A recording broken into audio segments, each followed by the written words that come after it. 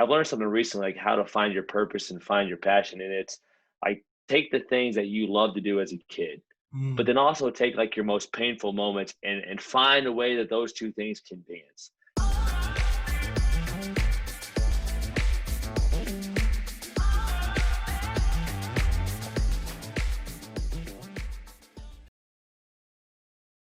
Hey guys and gals, it's Logan Freeman, and this is the Live Free Investors Podcast. I interview investors, business owners, and folks who are just making a huge impact in the world, who share investment advice and business advice, and sometimes life advice, so you too can live free. Today, I'm talking with my good friend, Jason. Jason, in a few sentences, just tell us who you are and what you do. Yeah, Logan. I've been a teacher and basketball coach for 11, 12 years. And I'm a dad, I'm a author. And currently now I'm a co-founder of a company called 40 Athletes. That is awesome, man. So you've done a lot of things already. You're a young guy as well. We've talked about this a lot, but tell us about your story, man. Give us the history. What was the reasoning behind, why you do what you do now? You know, I've learned something recently, like how to find your purpose and find your passion. And it's like take the things that you love to do as a kid, but Mm. then also take like your most painful moments and find a way that those two things can dance and become something more than yourself. And so for me, I love sports as a kid, like sports, playing them, watching them, you name it. That Yep. was what I wanted to do as a kid. And then my biggest pain point was, whenever I was 17, I lost my dad to suicide. And so um, that was kind of like how I've made it now as a teacher. I thought I could make a big impact in helping kids with mental wellness and with coaching. Billy Graham said that a coach will impact more people in a year than most people will in their entire life. And so I've kind of taken that, like, what can I use to really make a difference, and help other people and be of service, you know? Yeah. Yeah. So we both share that we lost our fathers, different circumstances, but take us back to us to that point, if you would, and just kind of you know how that shaped. I mean, I call these decision points, right? They're like these decision points. And you're a big Catholic guy too. You might know that that's from Matthew Kelly, Yeah, yeah. the book that he wrote, or the program he created for folks that are going through confirmation, is called Decision Point. And I read it on a regular basis. It's just so good. It's actually up here in my top books, right up here. So tell us about that decision point, that turning point in your life, how you have created what I like to call a breakthrough from a breakdown. Tell us a little bit about that. Yeah, it's almost been half my lifetime ago now. So I was 17 when it happened. I'm 35 now. Yep. And people say, "Oh, wow, you're a young guy." But I was like, there was a time where I felt like I was an old soul, man, because I Mhm. felt like there was so much stuff that was on my plate at once. It felt so overwhelming. Um, and it came back to like, what can I control today? And it came back to here's the reality of the situation. I don't like it. Like, I don't understand why it's happening, but I still have to take care of myself. I still have my own life to live. And, we can get caught up in other people's choices, and we can get caught up in external circumstances. But what I've learned over like the last 17 years is if it is to be, it's up to me. I can't control my dad taking his own life, but what I can control is me forgiving him and to release myself from the negative emotions of resentment, anxiety, abandonment, Ooh. lack of trust in some ways too. Like thinking, um, because if you don't let that stuff go, it's like shackles on your ankles. It's just going to hold you back. Yeah. So I've heard that when you hold something over somebody, it really is holding it over yourself, right? And I put that in the wrong terms, but it's like when you are resenting somebody for something, it's actually putting you in jail, emotional jail, we'll call it. You just mentioned that, forgiveness was the way that you released those shackles. And I had the chance with my father to, before he passed, to really forgive him for some of the choices that he decided to make in life. But some of my sisters, or two of my sisters, did not necessarily get that chance. So what would you tell somebody? Obviously you didn't get that chance because it was an event that you had no idea was coming. So tell us a little bit about how somebody can go through that process of working through forgiveness and breaking those shackles, man. I'm super interested about that. You know, I found that writing like was a big way to like just Mhm. allow yourself, like getting yourself in a quiet space and then just letting it all out on a piece of paper. And then I learned a technique called continuous forgiveness, where when things come up to, like, trigger days, I call them, like, like the day he passed away, any holiday, his birthday, Yep. the days my kids were born, my wedding, you name it. Like, I allow myself to feel maybe the emotion of it, but I pass it like clouds in the sky. Like, dang it, Dad, I wish you were at my wedding. Yep. I forgive you. And it's I don't let it stay. I just keep it just keeps going. Like, oh man, Dad, I wish you were here to see your grandson's born.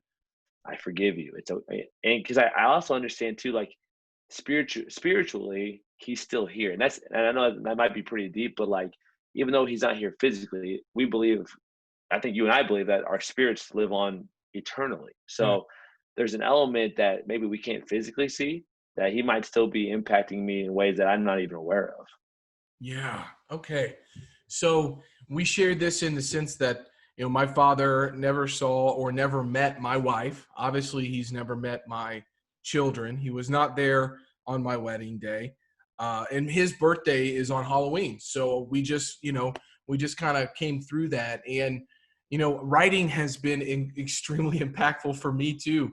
Jason, I know you commented on the post that I put up, but I wrote my dad's eulogy, and I wrote him a poem that I shared on LinkedIn. And I think that it has been therapy for me to write my feelings out. How important do you think it is for people to, Tony Robbins calls it, if you can't name it, you can't tame it, right? But how important is understanding what's going on in your mind and your heart so you can direct the way that you feel? And how is writing, what is a tip that folks might be able to go through? Because writing is just you know, this big term, but like, how do you get structured around that? Well, for me, like, the biggest healing thing that I did was I wrote a book, and I went back and I dealt with the things I didn't deal with at the time. I suppressed a lot of stuff at the time because I didn't know how to deal with it. I didn't Right. understand it. I didn't get it. So for me, I went back and I actually, like, through typing it out, through just going chronologically, and allowing myself to feel what I didn't allow myself to feel at the time.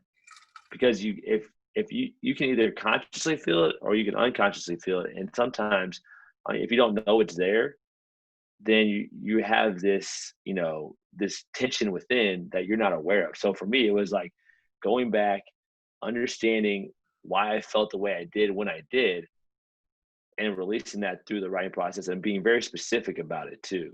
Just kind of really diving deep into it. Yeah. When did you write the book? How long did it take you, or when did you start writing that book? How long after your dad, you lost your father? Yeah, it was so last year is whenever the book came out. So it was like 17 years, post event. So it was a while. It was a long time.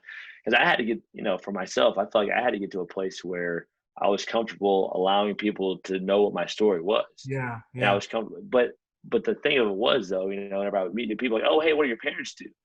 I was like, oh yeah, my mom, she's still working. My dad, he passed away. He was an electrician. Like, oh, well, how did he pass away? And then it's like, well, he passed away by suicide. And then it's like crickets, because people don't know how. It's a Right. very complex thing. They don't know how to say, like, oh, I'm sorry.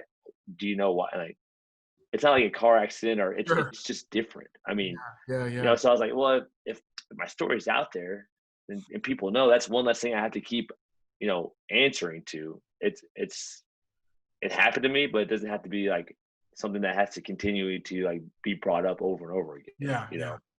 So did you, when did you come through the moment of, you know, of breaking those shackles away? I mean, was it 17 years afterwards when you went through the writing process? Did you deal with it beforehand? Like, bring us back to that moment. Yeah, I mean, I think it was whenever I got married, quite honestly, because I realized, like, I needed to be the best husband to have a great marriage. And then when my kids are born, it was like those other like simple like life reminders, like, man, if I want to have a great marriage and to be a great father, I'm gonna have to do some internal work on myself. Because in order for me to give them the best version, I need to know what my skeletons are in my closet and get those and work on those. Yeah. So it's a lot of like self work, and self care is not selfish. Self care is essential to be so you fill your tank up so you can give it to your wife, your family, your kids. Yep. Because you can't, a car can't run if it's on empty. And That's right. so for yourself, you gotta and so that's kind of like I think whenever I went down the road of like I want to get married to my wife, that's kind of, I was like, okay, I got some things I got to figure out. Yeah. Yeah. You know, So a lot of people hearing this everybody has challenges in their life, but they might resonate with this. Not a lot of people share this type of information. So first off, want to acknowledge you for putting that message out, and not only doing that, but figuring out how this can create your legacy and create your impact. If somebody's afraid, if somebody's scared, they have anxiety to go back through those feelings, and maybe they've been running away from them for so long. What advice do you have to those folks who might be not wanting to face that right now? I kind of think of it as your shadow in a way. So if you run away from your shadow tends to get bigger, Mm-hmm. right?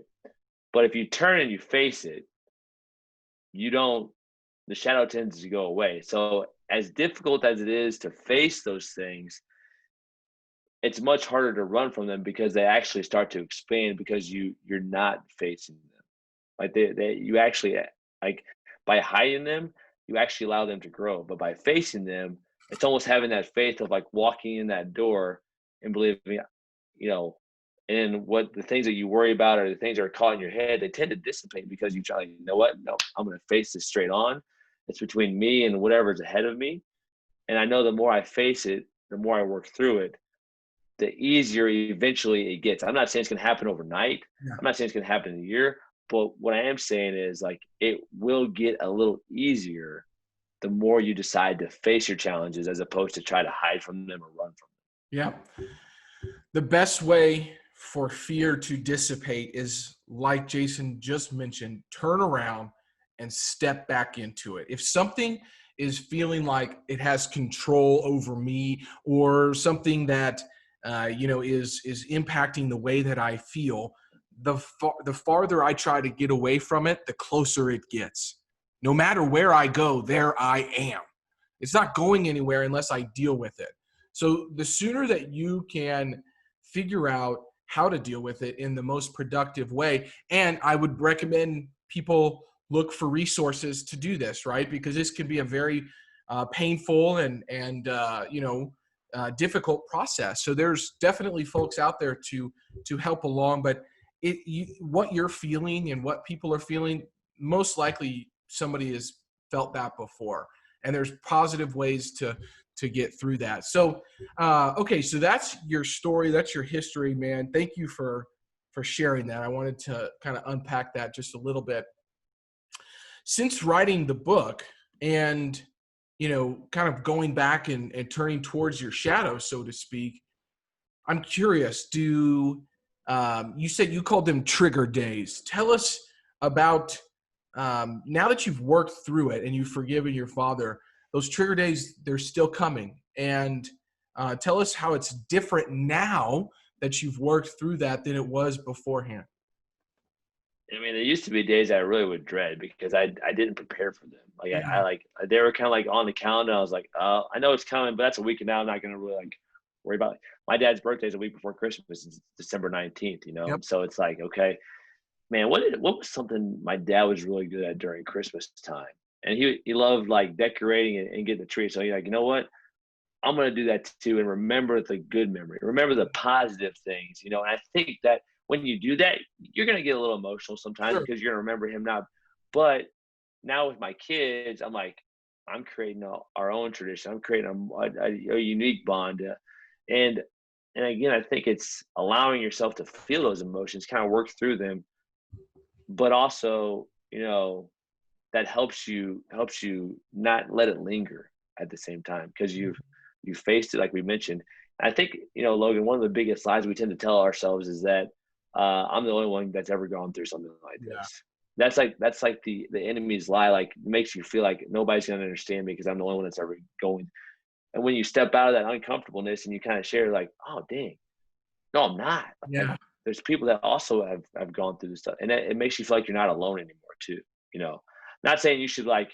I'm not saying you should wallow in each other's sorrows, but what I'm saying is you can find people that uplift each other That's right. and encourage a community aspect. You know what I mean? Yeah, So, absolutely. um, Yeah, and two, Lewis Howes really was a change agent for me while I was going through this process. He didn't have something that was, well, he had a lot of stuff go on in his life. I'm not going to say that, but he allowed me to live vicariously through his journey, and that's exactly what you're allowing people to do. But what he mentioned that really stuck with me is the real successful, and I don't mean successful financially. I mean successful just as a person, as a human being. The real successful people, emotionally, physically, professionally, all of those things, they either have just a tremendous amount of faith in themselves or a tremendous amount of faith in a higher power. And typically around those two things, you can find community. And when you find community, like-minded individuals, masterminds, a church, a group, all of these things, man, when you start compounding those people together, it can be a really powerful thing. So I want to urge people to, not do this alone and not go through what you're going through alone. I'm sure this year, with the coronavirus, with everything that's going on, there's probably a lot of news stories like this, right? You might be feeling like you're at your low, your lowest point. But at the same time, there's other people that are going through that. So the faster that you can be humble enough and open enough and vulnerable enough to talk with somebody about it, the more you're going, or the quicker you're going to be able to better your life. So, Jason, you've written a book. You're a coach, teacher, you're a business owner. Tell us about how your new company came about and what the premises of it and what you're focused on now. yeah, so I'm still teaching. I'm almost what I call monkey roping. Like I'm still teaching because what I'm building, it's still coming. So it's 40 athletes, and the premise of it is teaching essential life skills through sports because we kids, almost every kid plays sports at some point, Yep. right?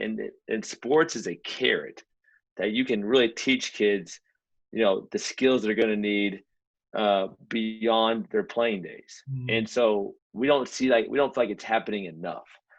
We see too many people emphasizing like getting on these particular teams, or Yep. you're burning kids out because they're playing one sport the entire year because they're focused on what's on the scoreboard. How hard can you hit a baseball? How far can you throw a football at 10, 11, 12 years old?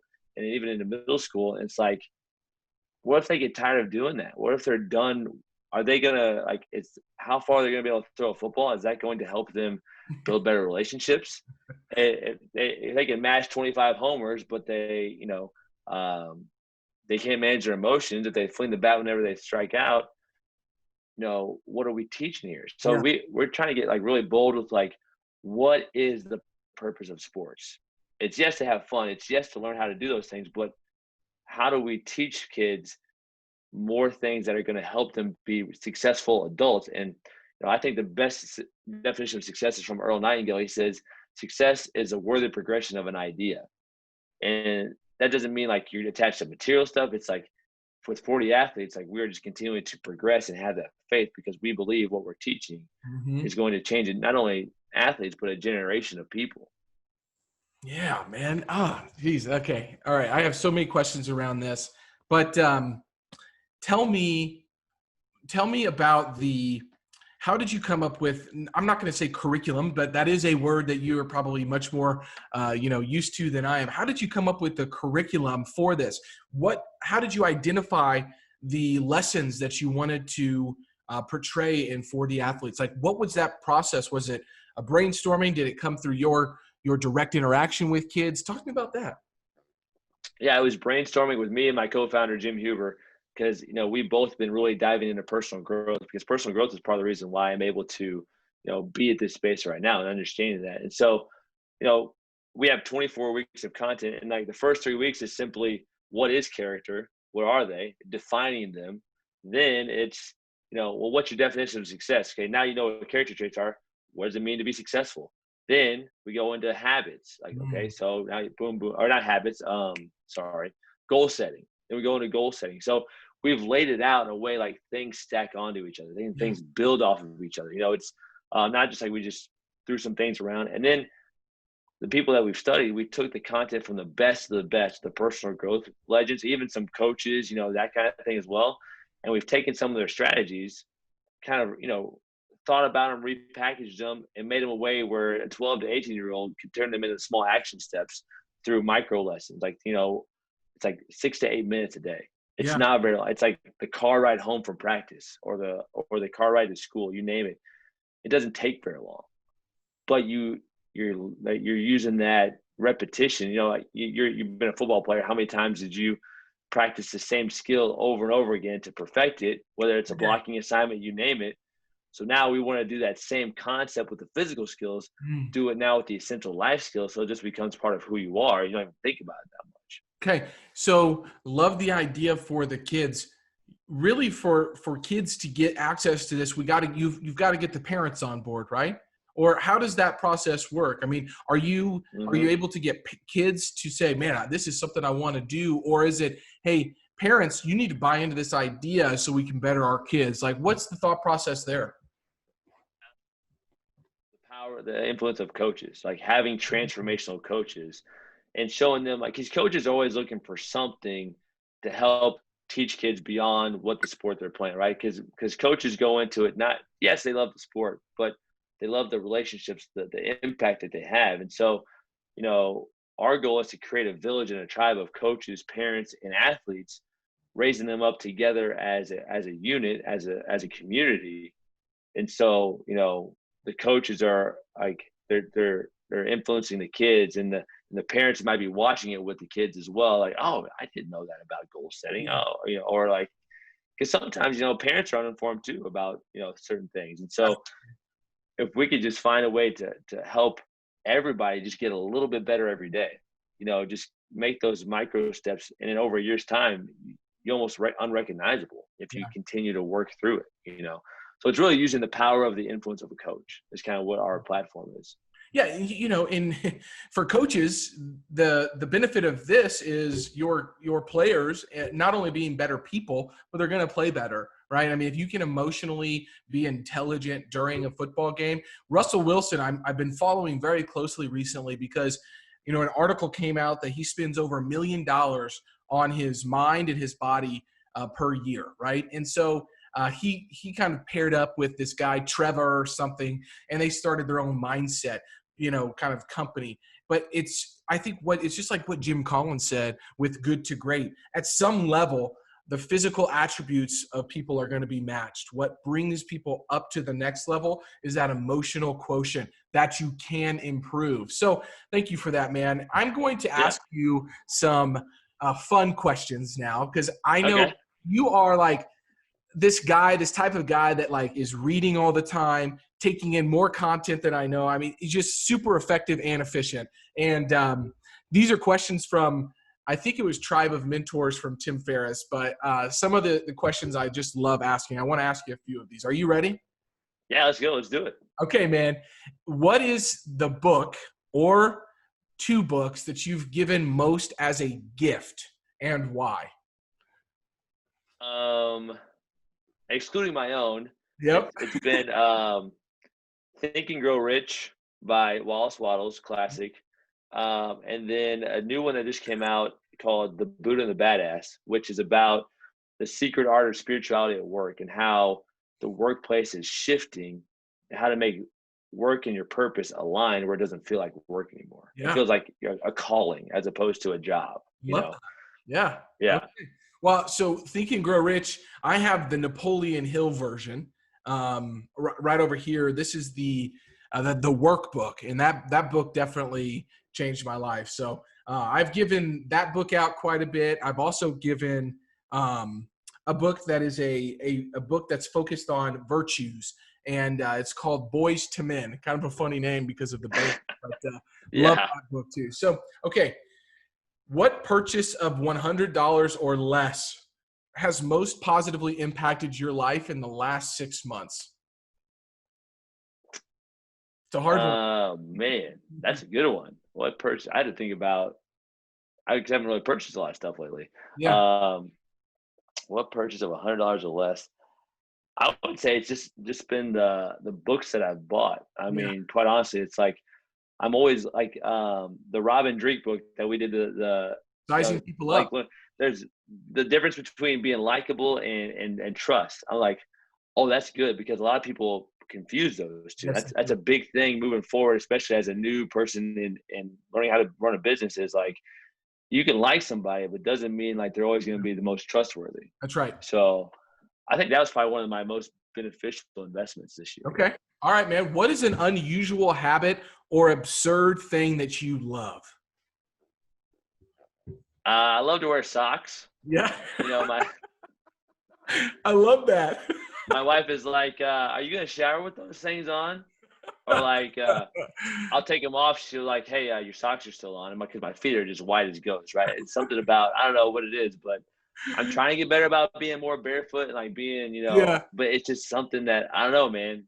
I love socks. Okay. What So brand of socks? What brand of socks? I mean, honestly, the Nike Dry Fit ones, Yeah, that's what I'm like wearing. they got the soft, comfort underneath. It feels like you're on air a little bit. Yep. Um, Well, you always have a pep in your step, and now I know why. It's all about the socks. How cool is that? Socks, man. All right, Yep. cool. All right, last one on this. Okay, so if you could have a gigantic billboard anywhere with anything on it, and metaphorically speaking, you could get that message out to millions or even billions, what would it say and why? Be you. Hmm. I mean, I think simplicity is like the best way to impact people because Yeah, the more complicated and more complex you get, the more you lose people. And simply just be you. And what I mean by that is like know who you are. We don't study ourselves. yeah, We don't understand.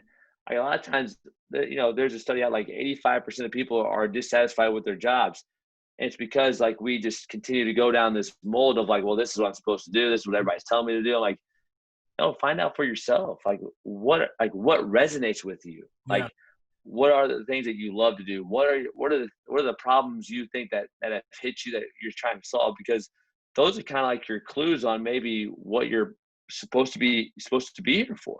absolutely. And I think we don't most people don't try to figure that out. And that's why depression, anxiety, those kind of things are so high right now is because most people aren't willing to figure out they have something that they think they would like to do, but they're nervous about taking the jump to try to do it because they don't believe in themselves enough. Yeah, They don't understand who they are and how they're made. So I just simply be you. be you. I love that. There's something to be said about understanding thyself and knowing thyself so you can be yourself. Thank you for sharing that. So, Jason, I have to just acknowledge you. I have to acknowledge you for the work that you're doing in your space, the person that you are as a man, as a husband, and as a father, and the value that you bring to a lot of people. I'm so blessed that you're here in the Kansas City community that we can get together, which is awesome. By the way, we should do that sometime after the holidays and just chat. So I just want to acknowledge you, man. I really respect you in what you're doing here on this world right now. I just want to help in any way possible. I appreciate that. And I think it's the best way we help. I've learned a new term lately called teaming out. And it's like you don't necessarily have to work in the same field as people, but there's like finding strengths that other people that you work together and you create win-win situations where everybody feels good about the work that we're doing together. Like your work with how your mission of wanting to end homelessness Yes. like that goes hand in hand with what we're doing with trying to help kids would use sports to develop themselves. Like there's no homelessness if people understand like, hey, I can go and make a living for myself. Yep. So I think things may seem different on the outside, but if we really get down to it, we're all just trying to make this world a better place, and how we can complement each other. I think, it magnifies our impact. Spoken like a true man on fire. That's what I tell people. I'm going to introduce you. I say, hey, just so you know, this man has special socks and he is on fire. All right, Jason. So where can people reach out to you? How can they connect with you, and how can they find you? Our website's 40athletes.com. And then I've really started taking a liking to LinkedIn of all the social media places. I really find like LinkedIn is where people it's the most authentic social media platform, in my opinion. But I'm on Facebook, Instagram, all the other stuff, but Yeah. I really tend to spend most of my social media time diving into LinkedIn and getting to know more about what people are doing that's impactful, and not just cat videos on Instagram, Yeah. so. Well, thank you so much, Jason. This is Logan Freeman with the Live Free Investors Podcast, where awesome folks, investors, and business owners share advice so you too can live free. For more insights and ideas on how you can live free, reach out to Jason on LinkedIn. Go to the number 4D athletes.com. Did I get that right? Yeah, number 4, like 4-dimensional, 4dathletes.com. Yep. 4dathletes.com and on LinkedIn, and connect with Jason. You'll be happy. I love scrolling, seeing his beautiful face, clicking play, and having an awesome message just like this that we're doing today. So, Jason, thanks for joining us, man.